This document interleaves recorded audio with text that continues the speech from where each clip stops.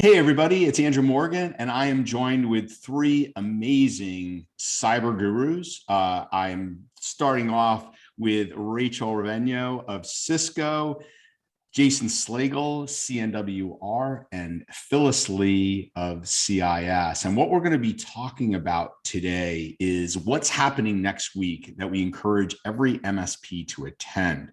It's Cisco's Elevate, and specifically, we are going to be looking at CIS Controls Implementation Group 1 specifically for MSPs.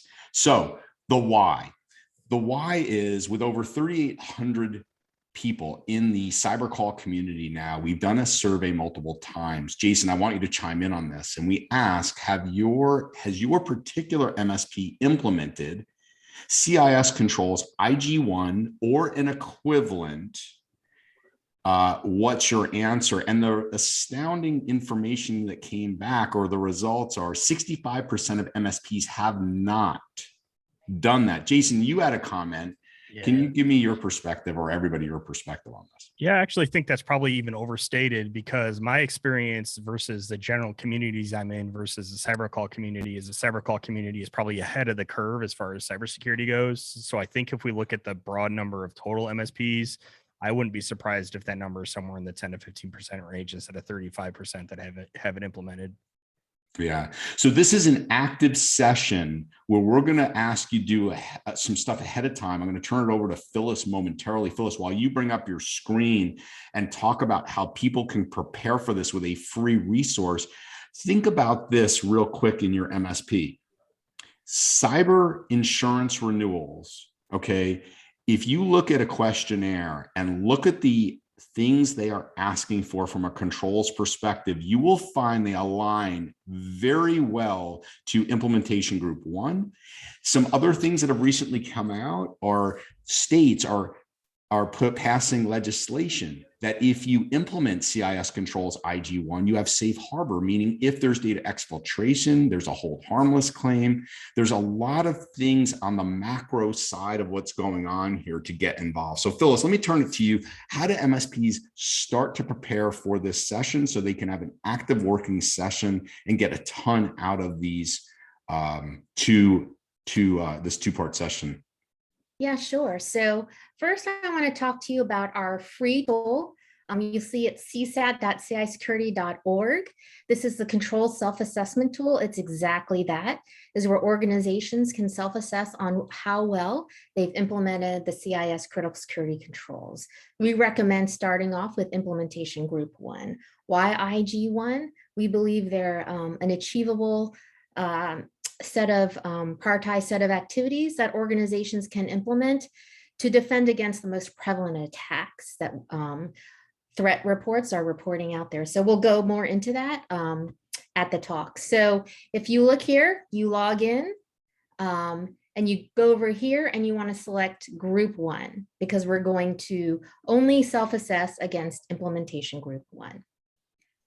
If you look, you can compare to see how well you've done every month if you choose to implement or actually evaluate every month. And you'll see here are the different maturity scores that you can show how well you've implemented a control or a safeguard with those maturity scores. But first, let's go over to control number 1, which is a detailed asset inventory. You'll see over here, the ones that apply to IG1 are highlighted in green. If, for example, I do use an Active Directory tool and I want to get credit for that, I can just slide that over to green, but it won't do that by default. If you look over here and say, okay, detailed asset inventory, it'll tell you what that means. And it'll show you here are other controls within this CSF and other frameworks that we can roll in to show compliance against. And then you want to scroll down further and you want to say, do I have a policy defined? You can select an option. How well have I implemented the actual control? Partially, most systems, all. Is it automated? So you get credit for automating a control. Of course, it doesn't apply to every single control. And then did you report it? Is there a mechanism or is there a procedure in which you report this back? to show compliance. The nice thing about CSAT is we realize that not one person can fill out the entire survey, right? And so here you can assign it to different users, and then you can show who completed it, and as well as you can validate it. And the reason why we have that in there is because many auditors like that. And so what we're hoping, instead of showing compliance via spreadsheet, you can show compliance via CSAT. Excellent. And it's like you said, Phyllis, this is a free resource. There is CSAT Pro, so MSPs can do it across all their customers. We're not going to talk about that today. So Rachel, over to you, our moderator. And can you give the folks out there just a sense of what part 1 and part 2 look like? Yeah, absolutely. So I'm super excited that Cisco Provider Elevate is already here. It's next week. So we have not one, but 2 sessions fully dedicated to this topic because it is that important. So quick outline, day 1, we are answering the question for MSPs, how do we do this? Our goal is to give you and provide you with practical application on how to leverage CIS controls, specifically implementation group 1, basic hygiene.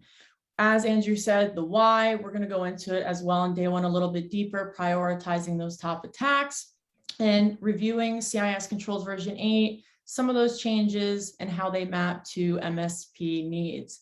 Day 2 is now answering the question, how do you protect your customers, right? Day 1, we're focused on the MSP being customer number 1. Day 2 is how do you protect your customers? So yes, it will be a continuation of the IG1 controls, but we're also going to take those same controls and we're going to map them to key compliance requirements, regulations, whether it be frameworks, NIST, MITRE attacks, CMMC, and even cyber insurance, as Andrew mentioned. So how can you accelerate your profitability while securing your customers is day 2. So I'm super excited.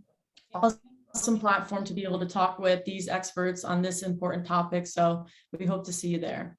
Great, Rachel. And then the voice of the MSP, the very quiet, not outspoken Jason Slagle. Jason, so you're client number 1 at CNWR. Why are you guys implementing CIS, and why did you? And, talk to us about this.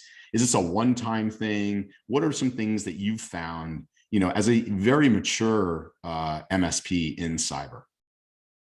Yeah, so it's not a one-time thing, right? This is a continual thing, right? Like we've got, we're not perfect with it, right? We still have some things where, we're answering informal policy, right? Because writing policy it's no fun. I don't like it.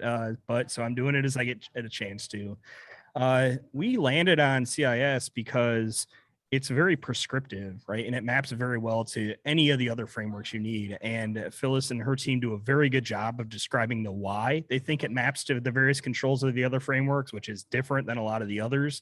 And it does a good job of telling you, like, hey, if you use the benchmarks and do these things on a Windows box, for instance, then you can meet these controls, right? So as an MSP that may not have a good handle on something like the NIST CSF or, the CMMC controls, like here's a list of things you can actually do to meet the CIS standards. And then if you need to do CMMC or like NIST CSF, then you can map to those. It's not going to get you everything, but it will get you, I would say, 70 to 80% of the way there. Yeah, excellent, Jason. So we're looking forward to your side of this during these events. So in closing, I just want to encourage every MSP to come and attend this. Again, a working session. It's not often that you get CIS, their Senior Director of Controls, willing to give their time and walk MSPs through this. And we may even ask Phyllis to do further sessions to get deeper, because there's a lot of controls in IG1.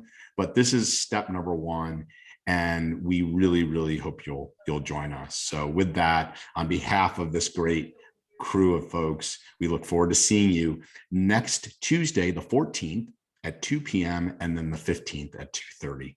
Make it a great day, everybody.